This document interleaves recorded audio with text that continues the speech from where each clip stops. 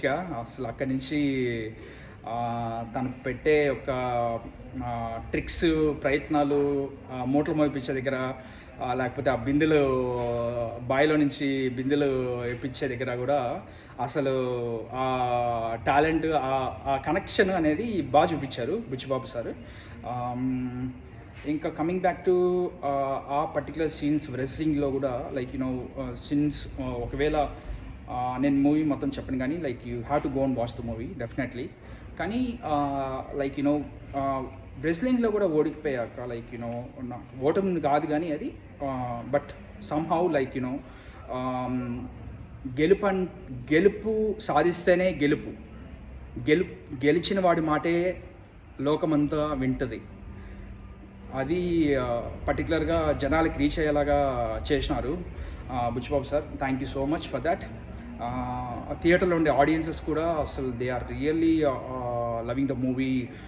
They have been wishing the movie a big success. It's already like many people are telling good ratings for that movie, and చాలా మంది block buster అంటున్నారు, which is very nice to hear about it. Ram Charan 2.5 ఏళ్ళ పడిన కష్టానికి ప్రతిఫలం దొరికిందని నేను అనుకుంటున్నాను. Coming back to the point again, wrestling అయిపోయిన తర్వాత రన్నింగ్ రేస్ యొక్క గేమ్ ఉంటుంది. దాంట్లో లైక్ ఒక సీన్ ఉంటుంది, రామ్ చరణ్ లెగ్ సీన్. ట్రైన్లో వెళ్తున్నప్పుడు నిర్ణయం తీసుకోవడానికి ఏమైనా డేర్ ఉండాలా, డాషింగ్ ఉండాలా, గట్ మూమెంట్. దాని తర్వాత అసలు సినిమా మళ్ళించిన విధానం అక్కడి నుంచి ఇంకా హై లెవెల్కి వెళ్ళిపోతుంది. లైక్ దాని తర్వాత అసలు ఇట్స్ వెరీ నైస్ అండి, it's very nice. AR Rahman music నాకు చాలా బాగా నచ్చింది.